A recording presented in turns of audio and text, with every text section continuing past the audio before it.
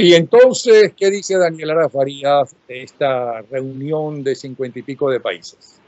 Yo pienso, Napoleón, que tiene sentido las previsiones, las prevenciones y digamos que la amargura de los países de la región con respecto al resultado de esta cumbre, que tenía un nombre bien ambicioso, ¿no? Decía una cumbre para la democracia de Venezuela y tal. Pero es que en realidad, fíjate tú el asunto, ¿no? A pesar de que han pasado los años, a pesar de que la casi totalidad de los gobiernos de América Latina son gobiernos provenientes del voto popular, donde las instituciones se están fortaleciendo, donde países como Perú han mostrado una acción de su sistema de justicia de alguna manera con sus buenas y sus malas independientes, llevándose por el medio a varios presidentes y expresidentes en una investigación por corrupción. A pesar de todo eso, seguimos en América Latina esperando a ver qué va a decir los Estados Unidos para ver qué hacemos los demás. Y eso sigue siendo una cosa bastante triste, ¿sabes? Porque la reacción de los países de América Latina con respecto al caso venezolano no ha salido de la retórica. Pero espérate un momentico. Excepto Colombia y Brasil, todos los países de América Latina, incluyendo las dictaduras, no están de acuerdo con una intervención, no están de acuerdo con otra salida diferente a la del diálogo. Entonces, no, en cambio Estados Unidos acaba de decir en la voz de Bolton hace 24 horas atrás que ya se acabó el momento del diálogo, que el diálogo lo que ha hecho es alargar la estadía de la narcodictadura en Miraflores. Sí, pero el estar en contra del diálogo no significa estar a favor de una intervención necesariamente. Y el estar a favor de una intervención no requiere necesariamente estar en contra del diálogo, aunque suene contradictorio. Porque fíjate tú, John Bolton ha dicho en unas declaraciones que han dado para 50.000 interpretaciones distintas, incluida la de Juan Guaidó, que ahora es intérprete del discurso también, que se acabó el tiempo de las palabras, que llegó el tiempo de las acciones. Él no dijo se acabó el tiempo de la negociación y llegó el tiempo de la intervención. Eso no fue lo que él dijo. Pero ¿qué acciones nuevas hay? Las acciones ya se están realizando hace tiempo, que inclusive con las sanciones económicas, etcétera, etcétera. Pero ¿de qué otras acciones está hablando? Sino es una acción mucho más violenta. Bueno, podrían, por ejemplo, podría hablarse de más acciones con respecto al reconocimiento que deben hacer otros países del gobierno interino de Juan Guaidó, por decir algo. Podría hablarse de que los países de América Latina, incluido Brasil, por cierto, termine de expulsar de su territorio al personal diplomático del gobierno del régimen de Nicolás Maduro. Tú sabes que este gran malandro que fue uno de los involucrados en el desfalco hecho a la nación a través de Cadivi, Manuel Barroso, golpista del 4 de febrero y luego reincorporado a la Fuerza Armada, él oficialmente tiene el cargo de agregado militar en Brasil del régimen de Nicolás Maduro y no lo han expulsado de Brasil, él sigue en Brasil. Entonces, ¿cómo no? Excepto Brasil y Colombia, que son los más perjudicados, porque son los países que territorialmente tienen frontera con Venezuela. Y son los que están recibiendo el mayor flujo de gente. Aquí, esa sería una acción, por ejemplo. Otra acción sería que los países de Europa terminen de reconocer a Juan Guaidó como presidente y a sus enviados, no como enviados de Juan Guaidó, sino como embajadores. Es más, la Unión Europea no está de acuerdo con la aplicación territorial de estas nuevas sanciones de Trump. Por supuesto que no, como no lo ha estado con el caso de Cuba, porque acuérdate que el sponsor fundamental de la tiranía cubana ha sido Europa. Porque a los europeos les encanta un dictador un dictador tropical, un dictador siempre que no sea en Europa. Entonces los europeos no van a tocar el asunto de eso. Las Naciones Unidas siguen reconociendo a Maduro como el presidente de Venezuela. Entonces siguen las sanciones. Tú dices que voten de Brasil a fulanito y de España a fulanito y de Colombia a fulanito y no sé qué a fulanito. Ok, ¿y eso va a tumbar el gobierno? Esas son las acciones que dicen para tumbar el régimen. Bueno, las acciones que diga el señor Bolton y los personeros de los Estados Unidos tendrán ellos que definirlas. Yo lo que te digo, Napoleón, es que yo siento desde hace tiempo que si bien yo no veo como inminente la ocurrencia de una intervención, me parece que no hay ninguna señal que indique que los portaaviones están saliendo para la Guaira. Eso ninguna, nadie puede hacer eso. Una intervención militar no significa que vengan los catires aquí a Venezuela a través de portaaviones y demás. Una intervención militar era, por ejemplo, lo que intentaron los cubanos en Bahía de Cochinos, que lo echaron para atrás, por cierto, el gobierno demócrata de John Fitzgerald Kennedy. Eso es una intervención también. Por ejemplo. Una intervención es que haya militares demócratas y que, ¿cómo se llama? Su juramento de defender la Constitución, en el caso de los militares con las armas o con la presión porque tienen las armas, al igual que los civiles que no tenemos armas, estamos obligados a defender la Constitución. Por lo tanto, esos militares que se pueden armar en la frontera y dentro del país pueden hacer una intervención armada. Eso podría ser otra intervención, tal vez con ayuda de Colombia, porque Colombia se siente agredida. Ayuda de alguna forma, no necesariamente que meta soldados, pero sí puede ayudar con las armas. ¿Me explico? No sé de qué quiere hablar ni Norteamérica, ni tampoco tú, cuando dices, bueno, hay que seguir con el diálogo entonces, con una banda de narcotraficantes. Eso no es lo que yo estoy diciendo. Yo lo que estoy diciendo es, y no me dejaste terminar, es que todas esas opciones que tú has dicho, de Creo distintas... que antes de hablar conmigo peleaste con tu mujer. No, eso es técnicamente imposible, pero mira, cualquier punto desde el cual se vea esa intervención.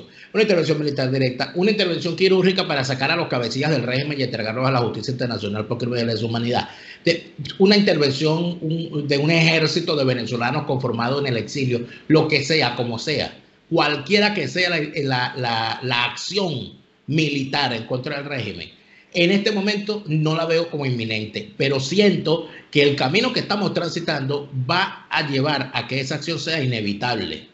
O sea, no vamos a poder evitar que eso ocurra. O sea, es necesario que eso ocurra, porque lamentablemente cualquier otra opción, sobre todo la negociada, pasa por un pequeño problema, que la clase política opositora, esa clase política opositora dirigida por Juan Guaidó, no entiende que una negociación no es la negación de otro tipo de acciones. Si pensaran, como pensaron Nixon y su ministro o su canciller, el secretario de Estado de la época, Henry Kissinger, sentados en la mesa de negociación con Vietnam, lanzaron la ofensiva del TET. Porque una cosa tiene que ver con la otra. Usted negocia y usted sigue la guerra. Lamentablemente, la clase política opositora, cuando va a la mesa de negociación, va con la rendición por delante. Están en una gran actividad de calle. No sé de dónde tú sacas eso. ¿Estabas allí? ¿Estaba dónde? En la reunión esa, como para decir, primero, si Guaidó o su gente tiene contactos con militares constitucionalistas, tanto dentro de Venezuela como de los que se tuvieron que ir o se fueron, eso no lo van a publicar. Ajá, hoy nos reunimos con fulanito de tal, igual que no van a publicar que se discute en esa reunión. Supuestamente parece que van a seguir reunidos en Barbados. A lo mejor tienen un plan B. Lo lógico es que tengan un plan B, digo yo, porque al fin y al cabo ellos... Tú estás confiando en que esta clase política es eficiente. No, yo lo que estoy confiando es que, como la canción del grupo rockero ese, eso es lo que hay. Pues mira, eso es lo que hay, y lo que hay ya lo conocemos, porque en el 2014 echaron para atrás las actividades de calle para sentarse en un diálogo. En el 2016 lo volvieron a hacer en Dominicana. En el 2017 lo volvieron a hacer. En el 2018 lo volvieron a hacer. Y en el 2019 lo volvieron a hacer. Entonces, con lo cual yo interpreto dos cosas. La primera es que no les quedaba más remedio porque no tienen la fuerza militar. Hay que recordar que quien tiene la fuerza militar es Maduro y su banda. Eso es lo primero. No la tiene Guaidó y la MUD, vamos a estar claros. Eso es lo primero. Lo segundo, como buenos narcotraficantes y como buenos delincuentes, deben haber intervenido e infiltrado a la oposición venezolana, ¿no? Porque si los cubanos han infiltrado aquí, en los Estados Unidos, aquí, a la CIA, al FBI y demás, imagínense ustedes qué habrá pasado en Venezuela. Eso por otro lado. Que por cierto, no se les permite que le quiten a los teléfonos a los militares, que le quiten las baterías a los teléfonos, y si le quitan la batería le dicen, ¿por qué quitaste la batería? ¿Con quién estabas? ¿Qué estabas haciendo en ese sitio? Porque los tienen todíticos vigilados y desarmados. O sea que es complicadita la cosa por un lado, para los militares. Pero entonces yo no entiendo, a lo mejor lo que interpreto de Guaidó y su gente es que ahora nadie puede decir que no intentaron por los medios democráticos, pacíficos, etcétera, etcétera, ¿no? Aunque una intervención armada sí es democrática según la Constitución venezolana cuando se viola la Constitución. Y entonces, ¿para qué sirve la Constitución? Bueno, hasta ahora no sirvió para nada, porque la Constitución... Acuérdate que esa Constitución, para empezar, fue hecha a la medida de Chávez y rehecha a su medida. Eso no es verdad que fue hecha a la medida de Chávez, porque inclusive si tú aplicas el 350 no es a la medida de Chávez. Por supuesto que fue hecha a la medida de Chávez. ¿Quieres que te diga por qué? Te voy a dar un solo ejemplo. Ajá. Un solo ejemplo. Esa Constitución del 99 garantiza que siga ocurriendo en Venezuela la gran desgracia que como sociedad hemos permitido desde 1830, mira, que es que el sector militar sea el árbitro para resolver los problemas políticos, Napoleón. Eso es lo que han repetido ni otra vez tipo Goebbels, porque no solamente son los comunistas los que repiten una mentira hasta que se crea que es verdad. Esa constitución es la actualización de la constitución que hicieron Adecos y Copellano cuando el pacto de punto fijo. No es verdad. No es verdad, pues léetela. Me la he leído lo suficiente, Napoleón, como para decirte, por ejemplo, que si tú revisas, fíjate, estas tres argumentaciones que hace Juan Guaidó, diciendo cese de la usurpación, gobierno de transición y elecciones libres, las elecciones libres en el marco de la Constitución del 99 son imposibles. ¿Sabes por qué? Porque cuando tú revisas el articulado en donde se establece cómo se tiene que nombrar un CNE, es imposible nombrar un CNE imparcial. Porque el CNE tiene que ser nombrado según esa constitución, con unas pautas donde siempre va a haber un compromiso chavista de sus integrantes, porque tienes que nombrar un rector que venga de las universidades, y la gran mayoría de las universidades son universidades experimentales controladas por el régimen. Tienes que tener un rector nombrado por la sociedad civil, y dentro de la sociedad civil esta gente cuenta a los colectivos. ¿Cómo vas a tener tu CNE independiente con eso? Las más importantes universidades de Venezuela, algunas de las cuales eran muy importantes en el mundo entero, nunca la manejaron los chavistas. Es más, los estudiantes que normalmente eran de izquierda, ¿no? Por aquello de la imagen de los pobres, etcétera, etcétera, que inventan los comunistas y los izquierdistas, nunca estuvieron con Chávez, jamás. Eso no es lo que yo estoy diciendo, Napoleón. Escúchame bien. Tú puedes tener las principales universidades de Venezuela,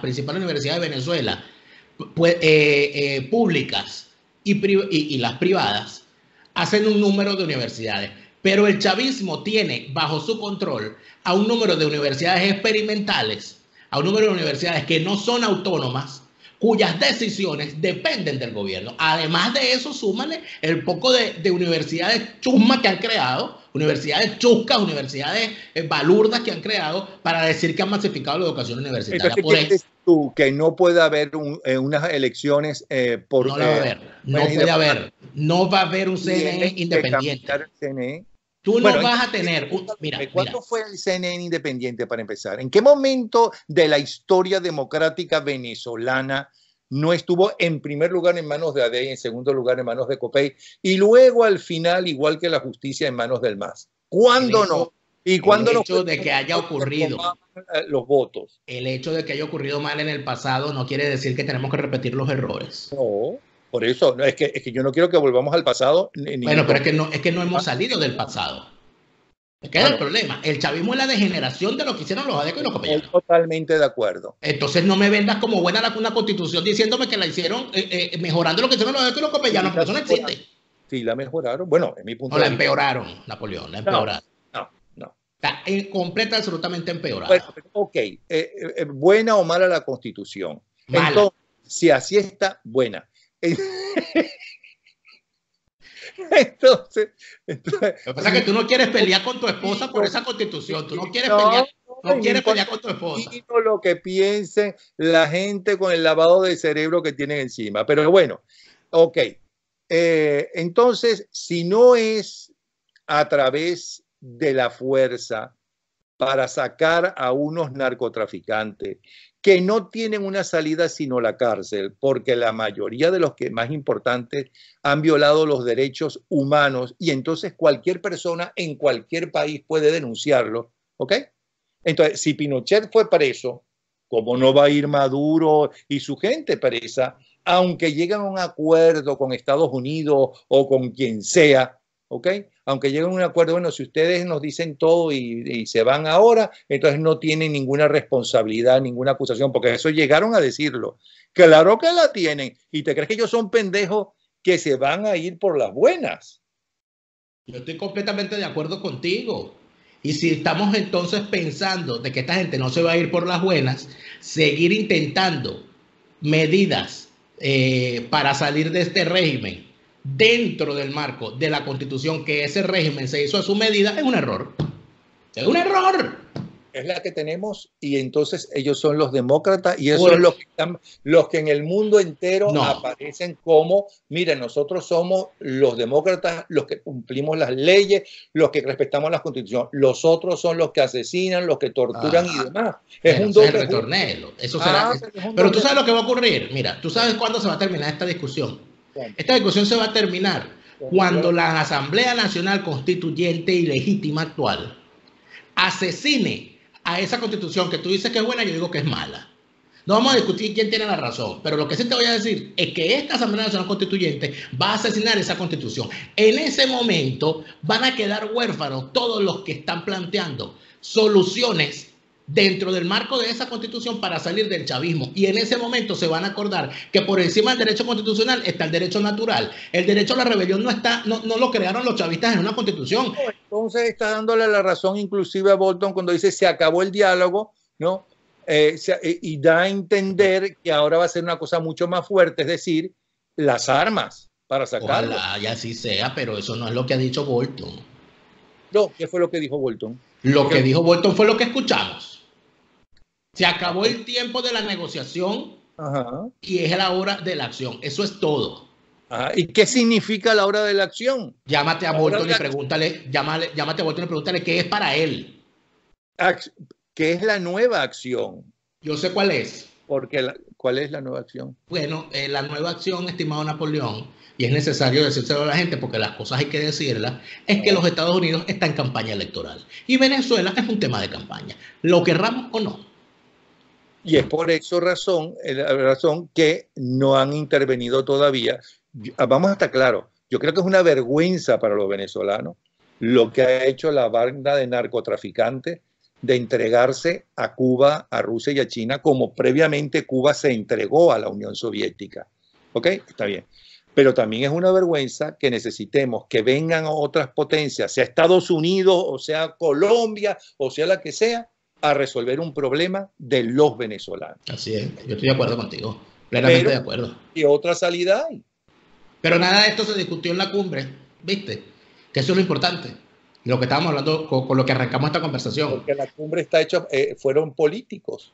Y los políticos tienen que decir que no están de acuerdo con una intervención militar. Mira, mientras aquí porque hay una gran... Venezuela se ha convertido en un interesante tema para alimentar la retórica interna de cada uno de los países de este hemisferio. Ahí tú tienes, dentro de los Estados Unidos se utiliza como arma arrojadiza el tema Venezuela, del bando republicano al bando demócrata, del bando demócrata al bando republicano, e inclusive dentro de las familias republicanas. Para resumir, ¿en qué, según tu análisis, está Venezuela en este momento y está el régimen? En este momento el régimen está en lo que yo llamaría, lo que llaman los marineros, una calma chicha.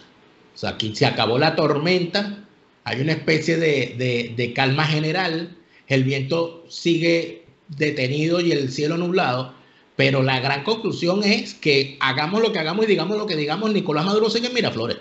Y ya estamos en agosto. Sí, Miraflores, porque es muy difícil. Ellos no son políticos, ellos son una banda de delincuentes. Con un político tú puedes llegar a acuerdos, con una banda de delincuentes que saben que a la larga van a ir a la cárcel y le van a quitar todo lo robado o buena parte de eso, pues es más difícil sacarlo. Mucho más difícil es sacar por la buena, pero bueno, pero mucho más difícil es llegarle a esos delincuentes con la ley que esos delincuentes hicieron, diciéndole vamos a respetar esta ley. No podemos. No lo hicieron eso, porque ahí estaba gente también que pertenecían a partidos democráticos y abogados como por ejemplo Bruer Carías, por ejemplo. Bruer Carías formaba parte de una minoría, Napoleón. Bruer Carías imponía y discutía. Y inclusive sé de cosas que Chávez no estaba de acuerdo y le pidió a su gente que lo cambiaran y lo pelearan, y no pudieron cambiarlo ni pelearlo. Lo cambiaron en el 2009 en la enmienda, ¿recuerdas? Ah, pero eso es otra cosa, ya va. Bueno, no, eso no es otra cosa, es la misma Constitución. Quiero decirte que todas esas cosas, empezando por el fiscal, fueron aprobados, ¿no?, por los dirigentes políticos también de la oposición en la Asamblea Nacional. Eso no hace buena esa Constitución. No la hace buena. Estoy en contra de esa Constitución. Estoy completa y absolutamente en contra. La quemaría en la calle. Chávez no, ¿cómo se llama? Maduro no está ahí por esa Constitución. Vamos a estar claros. Y no sé por qué está. Porque heredó todo el poder de Chávez, porque acabaron con la Fuerza Armada, porque compraron a buena parte de la dirigencia, ¿no? A lo mejor Manuel Rosales te puede decir por qué está Chávez. No, pero ¿por qué tenemos que hablar de cosas feas? Bueno, él debe saber perfectamente por qué hay gente de la oposición, ¿no?, que abiertamente trabaja para el gobierno y en contra de la oposición. A lo mejor él te lo puede decir. Yo lo que te puedo decir es que sea como sea, a mí me parece que esa Constitución del 99 es el corsé que le han puesto a la sociedad venezolana para que siga siendo una sociedad donde el árbitro militar haga lo que le da la gana y donde la democracia no exista. Yo en esa Constitución no creo. No creía en el 99. Voté contra ella y no he creído todos estos años. Y creo que, por lo menos para mí, el tiempo me reafirma en mi forma de ver las cosas. No me siento identificado en esa Constitución. No veo la democracia en esa Constitución. Es la que se tiene y es en la que, para que el mundo entero considere que es legítimo, y a lo mejor lo considera, porque en el caso de Zelaya, ¿no?, ¿cómo se llama? El país trabajó tal y como decía la Constitución para sacarlo. Claro, la Constitución no decía que tenía que sacar ¿cómo se llama?, en pijama. Coño, que lo sacaran con el culo al aire, pero con tal de que lo sacaran porque estaba violando la Constitución, vamos a estar claros. Y fíjate que todo lo que le hicieron entonces después al país. Entonces, esa Constitución, si se sigue a través de esa Constitución, en ese cuentico de estarnos reunidos una y otra vez, pero con un plan B, que es lo que yo creo que deben estar haciendo, un plan B, que es lo que yo creo que deben estar hablando con militares demócratas, vamos a estar claros. Es más, ellos lo dijeron ya. Guaidó dijo una vez que ha hablado con militares venezolanos. Él no lo dijo, lo ha dicho. Ha dicho muchas cosas. El asunto es que del decir al hacer, me parece que el trecho es largo. Yo creo que ellos también se han equivocado y no que lo diga yo, que lo dicen los hechos. O sea, lamentablemente las acciones militares que encabezaron el 30 de abril, ya vimos cómo terminaron. Para lo único que sirvió la cuestión del 30 de abril fue para soltar a Leopoldo de su encierro en su casa y pasarlo por la embajada, y para que Christopher Figuera se fuera a los Estados Unidos a lavar sus pecados y presentarse como una casta paloma luego de haber sido un torturador y un esbirro. Entonces, la culpa es de Guaidó. ¿Cómo? También de eso la culpa es de Guaidó. ¿Quién es el presidente interino? ¿Tú o yo? Pero Guaidó. ¿Qué culpa tiene el Guaidó de eso? Bueno, pero él es el presidente interino, no es el que está guiando este proceso. ¿A quién le echamos la culpa? Entonces los muertos de Leoni y los muchachos que lanzaban desde los helicópteros vivos en los territorios donde estaban los guerrilleros compañeros de Dios, también la culpa es de Leoni. Sí. ¿Esos muertos son de Leoni? Sí. Pues yo creo el presidente. No, el muerto de la ¿cómo se llama? De la fea, la que llaman la fea, que son dos hermanos, los Rodríguez. Ese muerto es de Carlos Andrés. No, Sí. no es de Carlos Andrés. No, Carlos Andrés mandó a investigar y enjuiciaron a los torturadores. Interesante punto. Él mandó a investigar. Sí. Él mandó a investigar. ¿Por Enjuiciaron qué? a los torturadores y los torturadores fueron presos. Entonces, Es eso no es verdad. muerto de Carlos Andrés. Es verdad. Él asumió la responsabilidad de investigar, por lo tanto, no se le puede culpar. Dígame usted, el señor Juan Guaidó se encargó de investigar el prontuario de Christopher Figuera antes de legitimarlo como parte del proceso opositor. ¿Cómo que lo legitimó? ¿En qué Él momento? está legitimado cuando tú permites que ese señor ande tan tranquilo en los Estados Unidos dando entrevistas y diciendo que él no tiene la culpa, que todo lo hicieron los demás y que él está arrepentido. Y además de eso, ha dicho públicamente el señor Juan Guaidó, y lo tiene en su cuenta de Twitter, de que las acciones como la que ha hecho el señor Christopher Figuera, poniéndose del lado de la Constitución, deberían seguirse dando. Y además de eso, se le han quitado las sanciones y todas las cosas a Christopher Figuera, hasta el punto de permitir su presencia en los Estados Unidos. Está perfectamente claro que aquí hay una legitimación de esbirro. Ya lo habían hecho con Luis Ortega y ya lo habían hecho con Rodríguez Torres. La presencia de Juan Guaidó en Estados Unidos es un problema de inmigración de Estados Unidos y del gobierno de los Estados Unidos. Eso por un lado. Vamos a estar claros. Y las declaraciones de Figuera en la prensa mundial es un problema de la prensa mundial. Ahí Guaidó no tiene ni puede intervenir ni tiene ningún poder para intervenir. ¿Estás seguro? ¿Estás seguro? Estoy totalmente seguro. Estoy totalmente seguro. ¿Qué me vas a decir? ¿Que Juan Guaidó maneja a la prensa internacional? A la prensa internacional no, pero hay una prensa lo suficientemente articulada desde el punto de vista de la posición del gobierno interino para remar en función de las líneas que el gobierno interino quiere imponer en la opinión pública. Tú estás como tus enemigos que dicen que tú eres comunista y que eres pagano. Pero discúlpame, cuando tú ves una entrevista, pero ven acá, cuando tú ves una entrevista en un medio de comunicación donde no se cuestiona, sino que más bien se le da oportunidad a una persona cuestionable desde todo punto de vista, a un esbirro, se le da la oportunidad de que el señor diga todo lo que dice, lavando sus culpas, sin siquiera preguntarle, ¿usted asesinó a alguien? Es un mal ¿Usted periodista. qué le dice a las víctimas? Pues es que no hacen esos cuestionamientos. Eso es legitimar a un esbirro. Yo sí creo, del periodista para empezar. Sin duda. Del periodista, pero no necesariamente de los medios de comunicación. Y ahora, si un medio de comunicación legitimiza eso, el medio, el dueño del medio, y no le dice al periodista, bueno, pero un momentico, tú tienes la obligación de mostrar las dos partes. También tú estás representando también a la otra parte. Tú tienes que buscar la información, la noticia. El dueño de ese medio, en todo caso, tendría una cierta responsabilidad. Pero la primera responsabilidad es del periodista. Y ya sé con quién te estás metiendo. No, y lo pero no solamente con ella, sino con su novio. No me estoy metiendo con nadie. Por eso es que le estás uniendo con Guaidó. Estoy haciendo un comentario. No. Estoy haciendo un comentario en términos generales. Al que le caiga que se la chupe. Pero mira, la conclusión es Napoleón, que entiendo que el tiempo también es limitado. Es que el gran planteamiento que hay aquí, y es lo que a mí me preocupa, es que se le venda a la gente cualquier acción, cualquier declaración, como la señal de una salida inminente. No hay salidas inminentes con el caso de Venezuela. Eso lo acaba de decir Iván Duque, por cierto, que te iba a preguntar, bueno, ¿de dónde saca Iván Duque que la salida es inminente?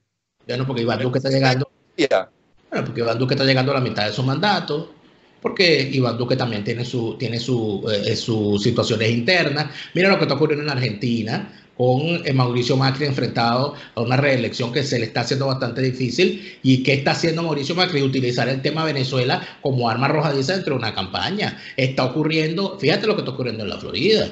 Marco Rubio no se imaginaba que iba a tener que pelearse por el tema Venezuela a lo interno de su partido con un hombre como Rick Scott. Y Rick Scott, para todo el que sea entendido de cómo se mueven las cosas en la política de los Estados Unidos y particularmente en el Partido Republicano, todos sabemos que Rick Scott a lo que está apostando es a ser candidato presidencial después del periodo.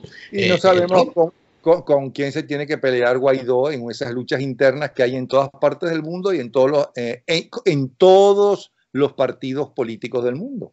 Mira lo que está ocurriendo en España.